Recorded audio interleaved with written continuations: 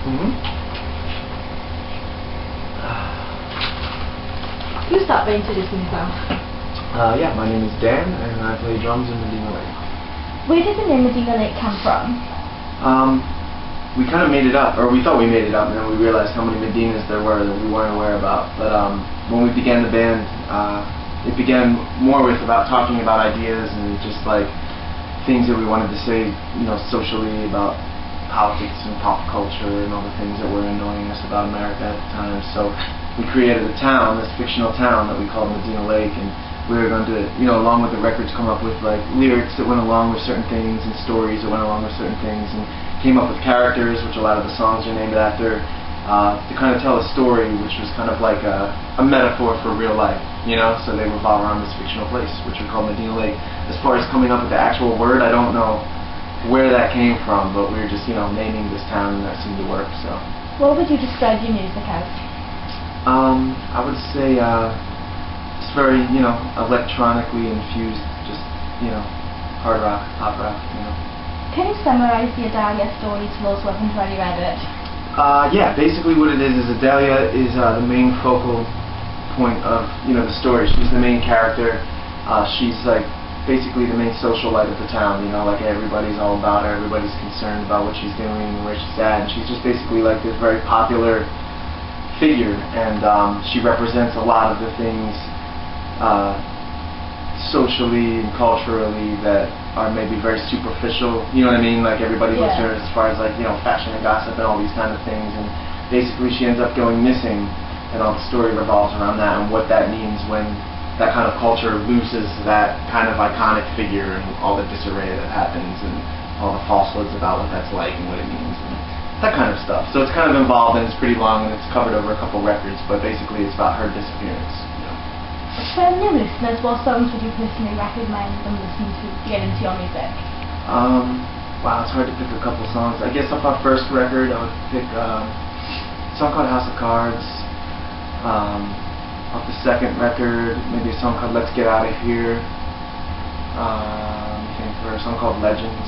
I just say that just because I think it represents what we are as a band, you know, like a lot of that hard rock and a lot of that electronics that we were talking about, you know. What song is your favourite to perform live? Oh man, that's a tough one. We've been playing a song called True Love off of our first record that we've been ending almost every show with for a couple years now, just because it's pretty heavy and it has a lot of ups and downs in it and stuff, and just live, it's a really, really fun song to perform. Also Adalia, which we were just talking about again. It's really short and really fast and aggressive, and then also real groovy at times, and I like songs especially to perform that have a lot of dynamics and stuff in them. So. What's the difference between touring in the UK to America? Well, the crowds are a lot different.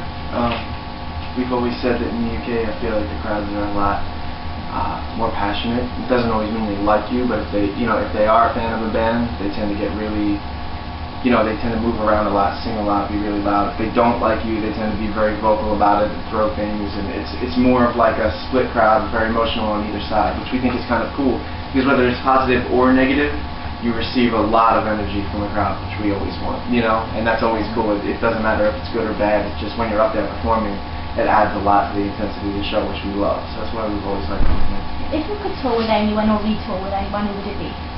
Oh wow, I mean, I guess just all the bands that we idolize, you know, a band like Muse, or Nine Inch Nails, or Smashing Pumpkins probably. What's your most memorable tour? Oh wow, that's a good one.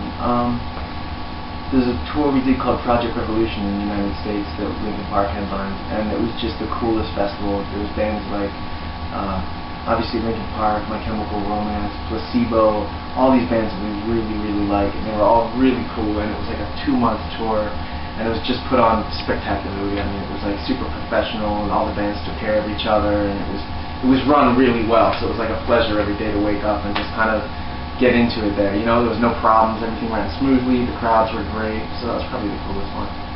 Why did you decide to learn to play the drums? When? Why? Or when and why? Wow. I don't know. I think I played them the first time.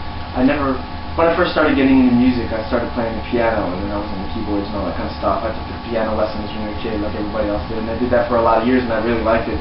And then one time, I was still really young, maybe 10 years old or so, and we went to a party of some of my parents' friends, you know, like a family kind of party, and I think my dad's friend had a drum set down his basement that he hadn't played in years. It was collecting dust, and I wandered down there and just started playing it. I had, you know, nobody could tear me away from it for the whole night. I was on it for like 5 hours, and the guy was amazing, and he saw how much I liked it, so by the end of the night, he just told my parents, he was like, just take it, you know, I'm not using it. So we left that party with this drum kit, and I set it up at home, and that was it. That was my favorite instrument from there on.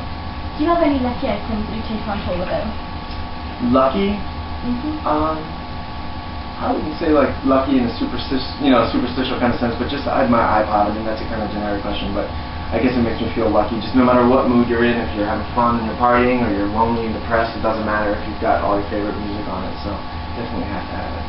What's the weirdest thing you've ever received from fans? Oh wow, that's interesting. Last year during the Warped Tour, I kept getting these pieces of paper with a rat, like with a sewing needle on it, and I guess it was an inside joke that a lot of our fans and a lot of our friends made up about me. I don't know. I said something somewhere at a show about a rat, I guess, that somebody thought was funny, and it was really confusing to me because I had no idea what they were talking about. But they made this like elaborate scheme, and it was like this whole national thing where every city we'd go to, somebody, a lot of times that I'd never even known, would show up and hand me this little folded up letter with a piece of paper on it, and I would get backstage and open it, and it would be a picture of a rat sewing this thing. So it was like this national campaign of giving me these rat pictures. So I have this huge collection of them, and I'm still not really sure why. What advice would you give to new starting